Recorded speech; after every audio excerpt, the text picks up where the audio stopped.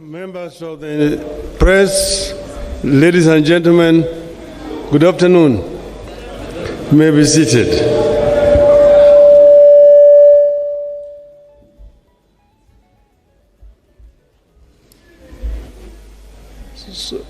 Ladies and gentlemen, we have a statement to release as the leadership of Azimio la Umoja One Kenya movement, following the filing of the presidential election petition at the Supreme Court of Kenya today, August 22nd, 2022. A short while ago, we successfully filed our presidential election petition at the Supreme Court of Kenya. The action we have taken is perfectly in line with the stipulations of our Constitution on resolving electoral disputes. It affirms our deep belief in constitutionalism, the rule of law, and a peaceful resolution of disputes, including high-stakes ones like the presidential election. We have been shocked that as we prepare to go to court, others tried to stop us. Kenyans and all those who followed our campaign will recall that fighting and ending corruption in Kenya was a core agenda throughout our campaign as Azimio la Umoja One Kenya coalition party. The presidential election results announced last week represent that continuing struggle, pitting the forces for democracy and good governance against the corruption cartels that are so determined that they will stop at nothing to take control of the government in this country.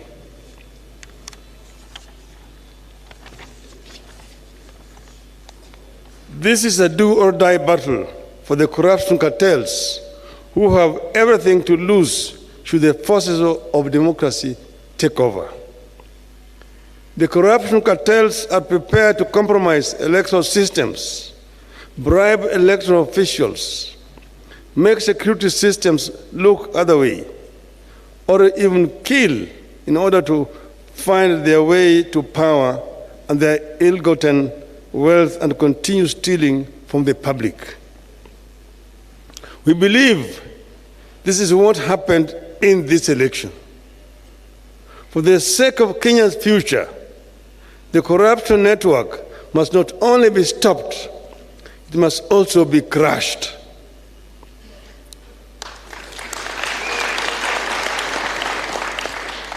This attempted takeover of the country in this election has not been an isolated phenomenon.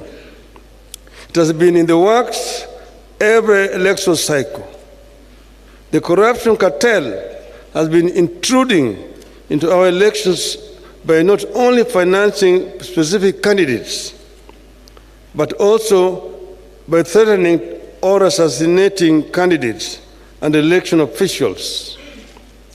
The corruption cartels have steadily been moving into manipulating electoral demands and suppressing the participation of voters who support rival political formations. Their activities that make it clear voters and votes do not matter have progressively reduced voter turnout in Kenya. At times, the cartels have triggered intense conflict between security forces and themselves as they strive to compromise elections. Slowly but steadily, these forces are killing our hard-won democracy and are trying to return Kenya into a one-party state in their own interests. We have seen the speed with which they have moved to buy elected leaders just within 1 week. After being denied the numbers at lower levels elections, like members of the National Assembly members of the county assemblies, and governors. These corruption cartels are working and buying leaders who have been elected on other parties' tickets to kill our democracy and also make the work of containing corruption at lower levels equally less effective. All these efforts have important political costs for our country, and they should not be underestimated. The corruption cartels know there are multiple benefits for them if they take over. Their members dealing in illegal drugs will thrive through greater ease in the transportation and distribution of drugs throughout the country. They will access intelligence information for more corruption. They will gain protection from the police for their leaders and their illegal activities.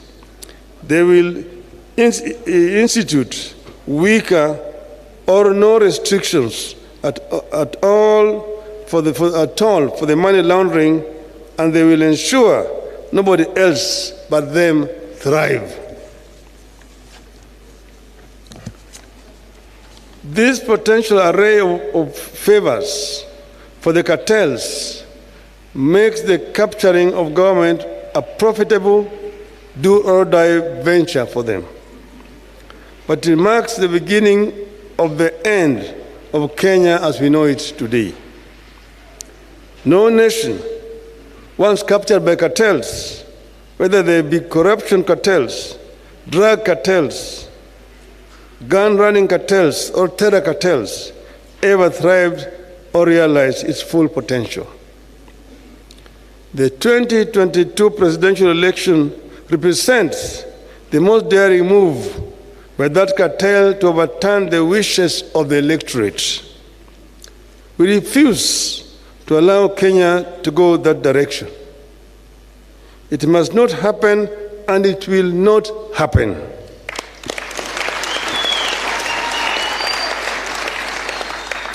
This is what the steps we have taken today and the ones we will take going forward are all about, to stop the corruption cartels from getting to the heart of our nation and government, the presidency, and to stop the corruption cartels from jeopardizing electoral health and democracy in our country.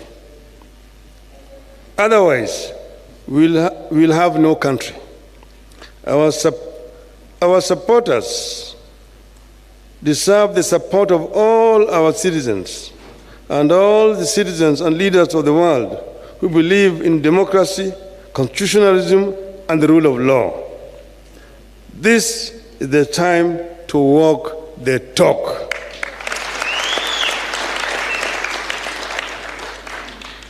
And I want to add, nitasema kichache kwa Kiswahili.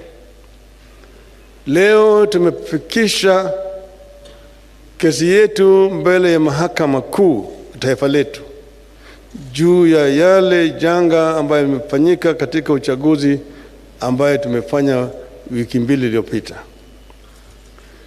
Tuna hakika ya kwamba tuko na ushahidi wa kutosha ya kuonyesha kwamba sisi ndio tulishinda uchaguzi huu. Imedhihirika wazi baada ya sisi kufanya uchunguzi na wale wengine ambaye walishiriki katika hiyo ulaghai kujitokeza kama Wakenya kusema maovu imefanyika hapa, sisi wenyewe tuliitwa, tulipwa pesa, lakini tuko tayari kutoa ushahidi, na shahidi yuko hapa. Yale ambaye imedhihirika siku hizi chache ambaye imepita ni kitu ambaye inaweza kuandikwa katika historia ya siku zijazo. Hatukukuwa hata na uchaguzi ambaye mtu anaweza kufurahia. Wale walanguzi, wawezi walikuwa wamo ndani ya kule ukumbi kule Bomas of Kenya. Hapo walikuwa wanabadilisha matokeo kutoka eneo moja na eneo lingine hapo na wanaingiza huko. Ukiona yale maovu walifanya siku hizo unaweza kushangaa. Na vile vile wakuu wa tume ya uchaguzi ukaongoza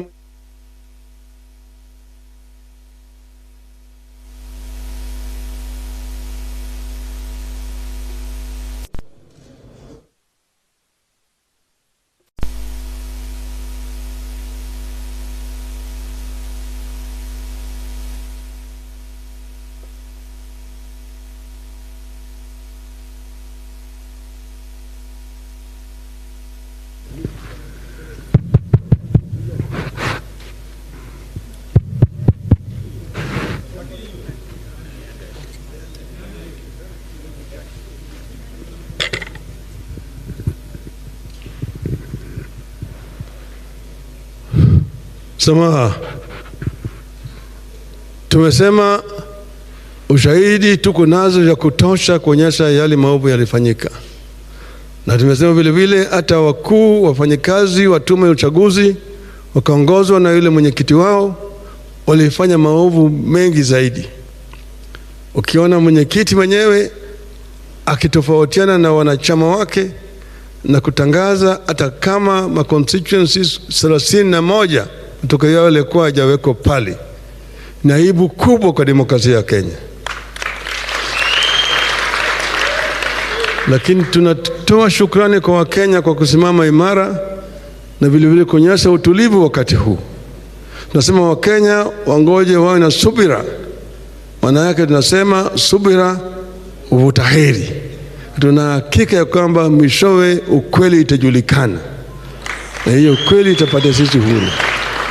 Kwa hivyo sisi nasema asanteni sana Wakenya wote pale kila mahali mko, hata marafiki wetu kutoka ng'ambo ambayo wako hapa. Tungependa kuwasihi wawe na subira, wasijiingize katika mambo ya siasa ya kindani ya Kenya. Wacha Wakenya wasuluhishe mambo yao kama Wakenya, na sisi tunaweza kusuluhisha mambo yetu. Asanteni sana. Mungu awabariki. Mungu ibariki Kenya.